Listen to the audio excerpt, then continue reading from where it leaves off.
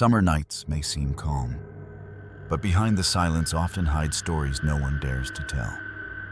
Tonight, you'll hear 3 chilling accounts of ordinary people who stepped into the wrong place at the wrong time and never forgot what followed. From a midnight phone call that should never have happened, to an attic that refused to stay empty, to a deserted beach that whispered back.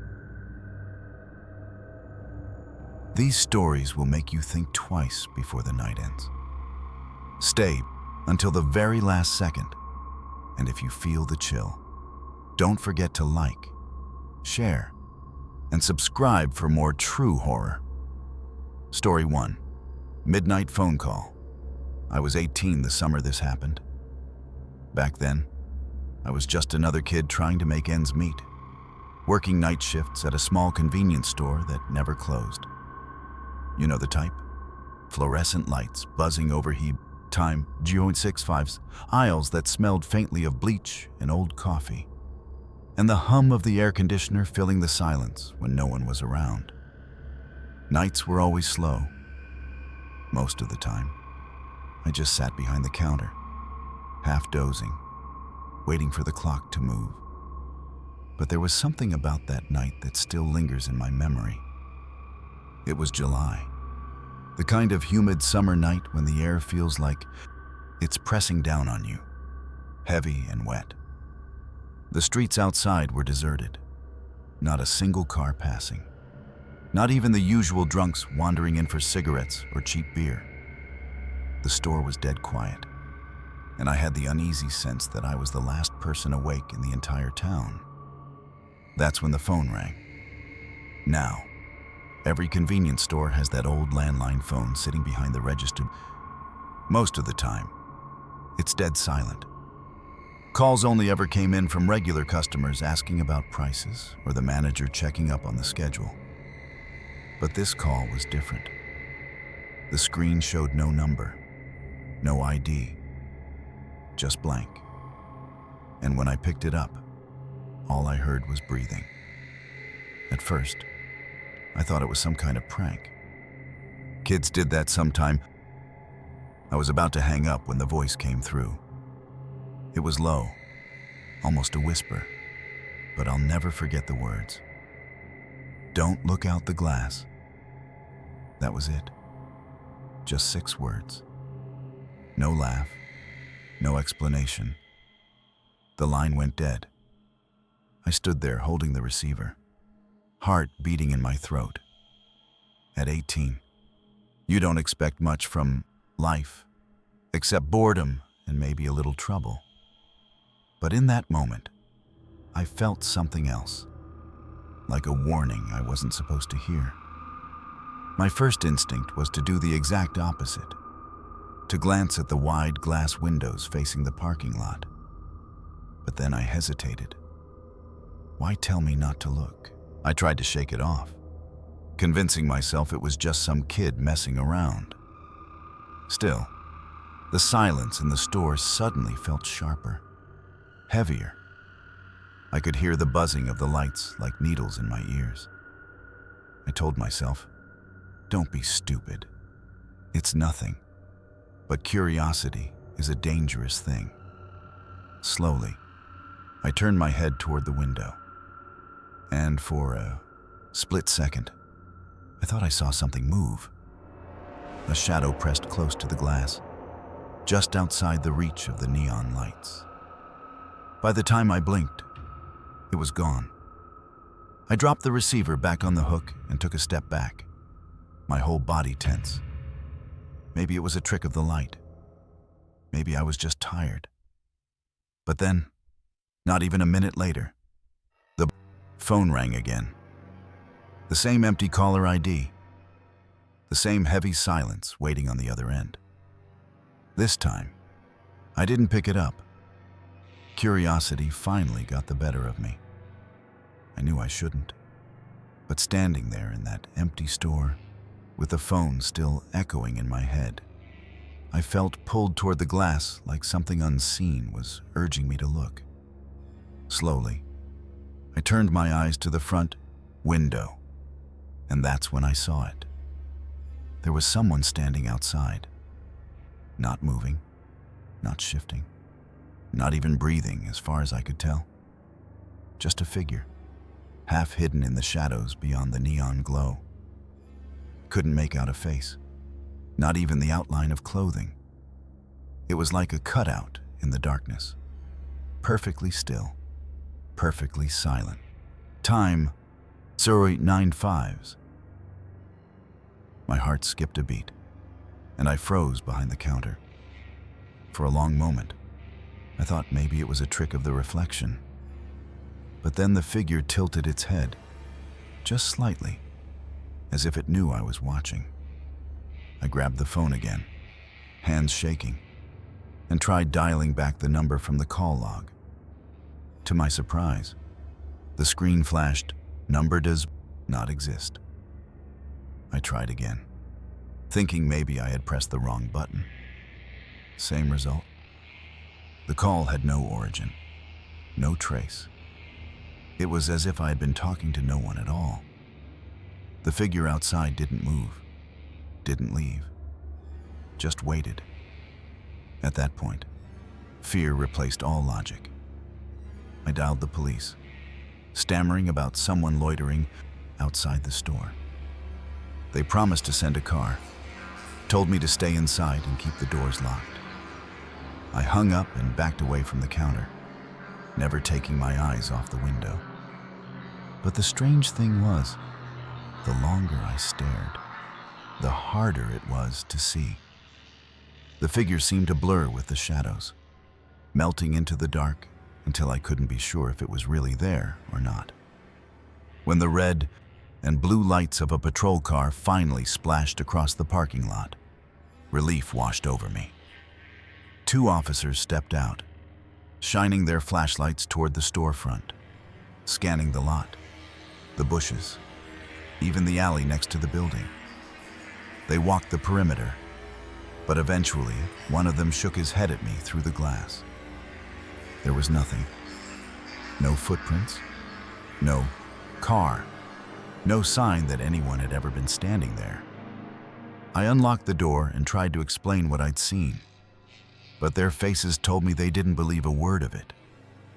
Maybe they thought I was overtired. Maybe just another kid spooked by working nights. They gave me the usual line, "Call us if it happens again," and left. The sound of their cruiser fading into the distance left me more alone than before. And the time bureau 6 fun. Just when I thought the night was over, the phone rang again. That same empty caller ID. That same silence waiting on the other end. This time, I didn't even lift the receiver. But the voice still came through, faint yet unmistakable, as if whispering from the wires themselves. "Don't look out the glass." The line went dead, and I never found out who or what was outside that night. Story 2. The Attic Tenant. I was in my early 40s when this happened, and I remember it like it was yesterday. My wife and I had decided to take the kids on a quiet trip, somewhere away from the noise of the city. We rented a small wooden cabin by the lake. Nothing fancy, just old timber walls, creaky floors, and a view that made it feel like the whole world had slowed down to times 95s. It was the kind of place where you expected mornings filled with birdsong and evenings wrapped in the smell of pine. The first night was peaceful. We grilled outside, watched the kids chase fireflies, and by the time the stars came out, all 4 of us were exhausted. The cabin wasn't perfect. Some drafts through the windows, a few strange creaks in the floorboards, but it felt cozy enough, like it had held 1,000 stories before ours. But on the second night, everything changed. My daughter, only 9 years old, came into our room around midnight. She wasn't the type to scare easily, but her eyes were wide, and her voice was barely above a whisper. She said she couldn't sleep because she heard footsteps. Not just the creaking of an old cabin, not the random settling of wood, but deliberate steps. And worse, she said someone was humming. A soft, low tune, drifting right above her ceiling. At first, I brushed it off. Old houses make sounds, especially in the woods where the wind plays tricks on the beams. But then I remembered something the owner had told us when we first checked in. Almost as an afterthought, he had said, "There's an attic above, but don't bother with it. Keep the door locked. There's no reason to go up there." At the time, it hadn't meant much. Plenty of rentals had locked rooms or storage areas. But now, with my daughter insisting someone was walking and singing just above her head, those words started echoing in my time 9-5s. Why tell us specifically to keep it locked? Why mention it at all? I went down the hallway, flashlight in hand, and sure enough, there was a narrow door tucked near the back of the cabin. The attic entrance. A thick padlock held it shut, but as I got closer, I could hear something faint. Not wind, not wood shifting, but exactly what my daughter had described. A tune, a human voice, humming low and steady, time 0.65, like someone passing time in the dark. I froze there, staring at the door, my hand hovering just inches from the lock. Part of me wanted to rip it open, to prove to myself that nothing was there. But another part of me, the older, more cautious part, told me that opening that door was the worst thing I could do. I backed away, heart pounding, time 0.65. And when I returned to my wife, I lied. I told her it was nothing, just the house settling. But the truth was, deep down, I knew someone was up there, hidden away in that attic, listening to every sound we made. It was past midnight when everything came undone. The house was quiet, too quiet, the kind of silence that feels unnatural, like the walls themselves were holding their breath. My wife and kids were asleep, and I was lying awake, replaying that strange humming in my mind. That's when I heard it again. Footsteps, deliberate and slow, moving across the ceiling. Before I could get up, a sound tore through the silence. The attic door at the end of the hallway swung open with a crack that echoed through the cabin. My heart jumped into my throat. I grabbed the flashlight and rushed out of the room. And what I saw is something I'll never forget. Dangling from the opening in the ceiling was a thick, frayed rope, the kind you'd expect to find in an old barn. And then, slowly, a hand reached down. Not just any hand, but one filthy with grime. Nails long and blackened, skin so pale it almost glowed under my flashlight. The fingers curled around the rope like whoever, or whatever, was up there was preparing to climb down. I froze, torn between slamming the door shut and running for my family.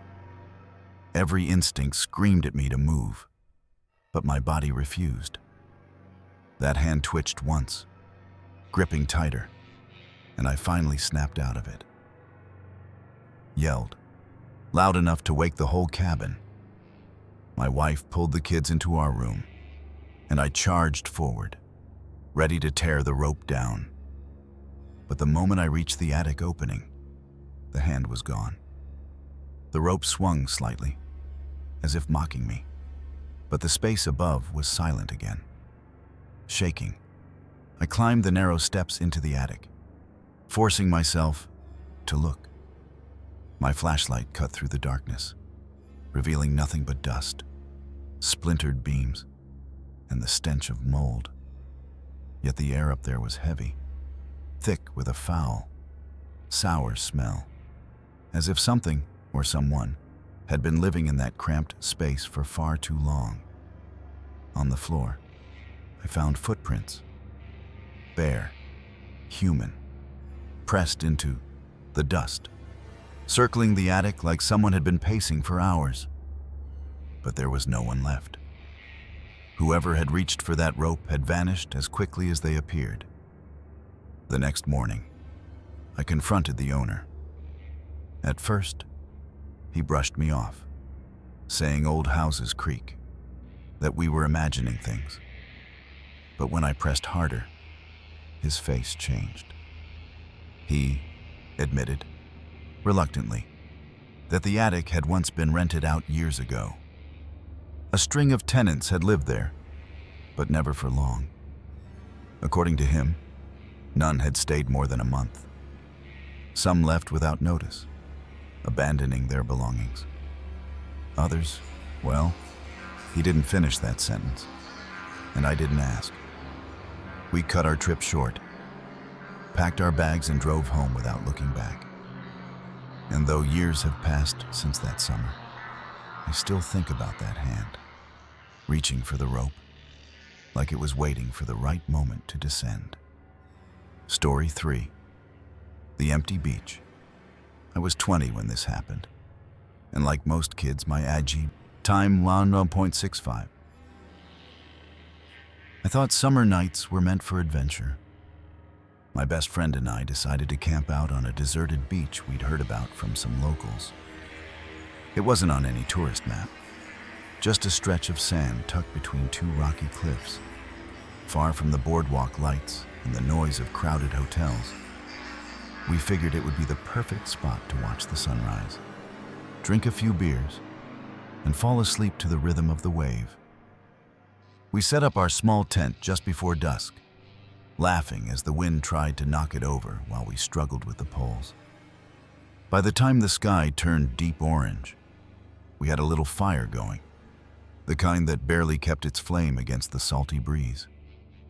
There was something magical about it. The isolation, the sound of the waves hitting the shore, the feeling that we were the only two people in the world.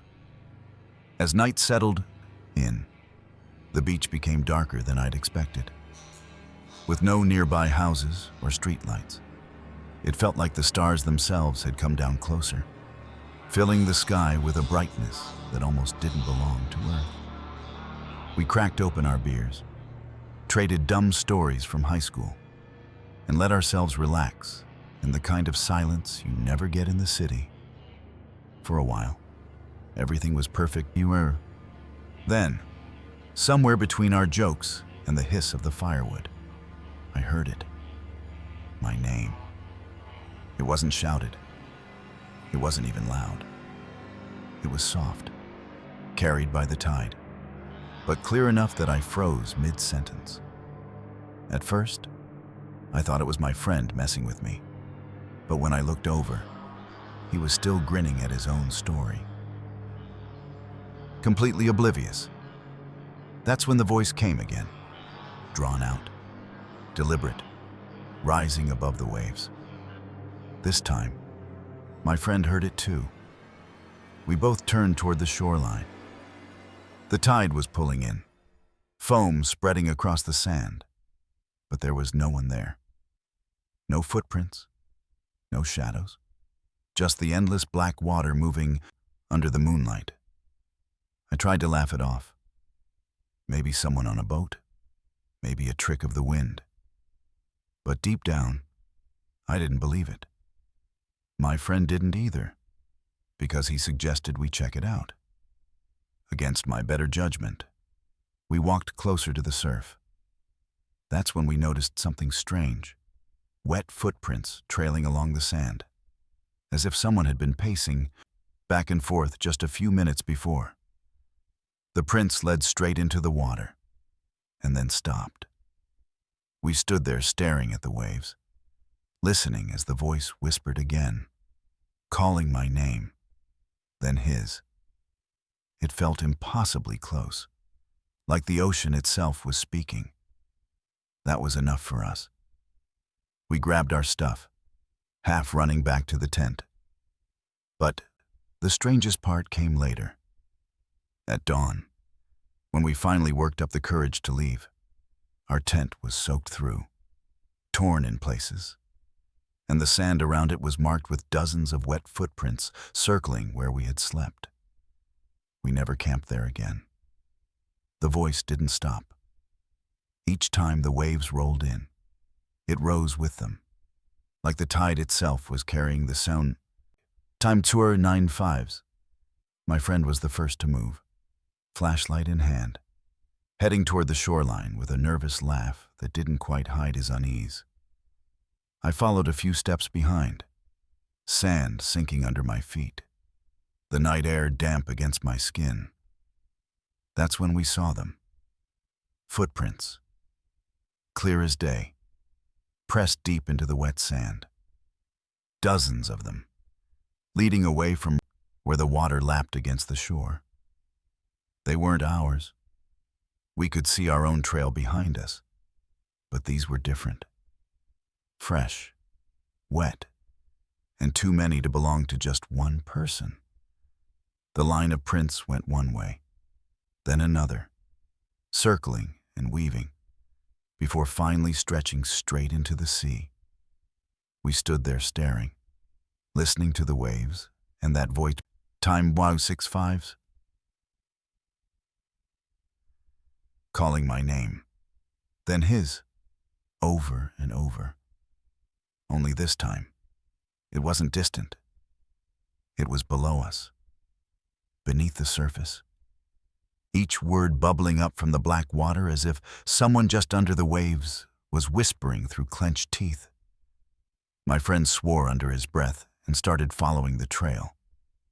I tried to stop him, grabbing his arm, telling him it wasn't worth it, that maybe it was the wind, maybe even a sick prank.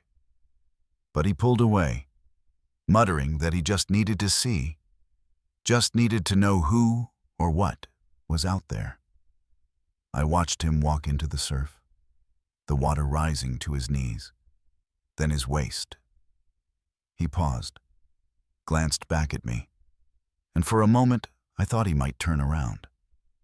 But then, without another word, he kept going. The footprints vanished beneath the tide. So did he. I stayed there on the shore, flashlight trembling in my hand, my throat dry as stone. I called his name until my voice broke, but only the ocean answered, whispering it back to me with every crashing wave. Eventually, I stumbled back to the tent, praying he'd return before morning. But he never did. When the first light crept across the horizon, I found the tent half collapsed, its fabric torn as if someone, or something, had clawed through it. Our belongings were soaked, dragged across the sand like they'd been pulled toward the water. Every item smelled of salt and rot, as if the sea had claimed them in the night. I searched for hours, combing this shoreline, calling until I had no voice left. But there was no trace of him, no footprints anymore, no sign he'd ever come back out of the waves. The beach was empty, the tide rolling in and out like nothing had happened. Some people say the ocean keeps its secrets, that it swallows what it wants and never returns it. That night, I learned it's true. Because when I hear the waves even now, years later, I still catch it sometimes. A voice, faint but familiar, rising and falling with the tide, calling my name,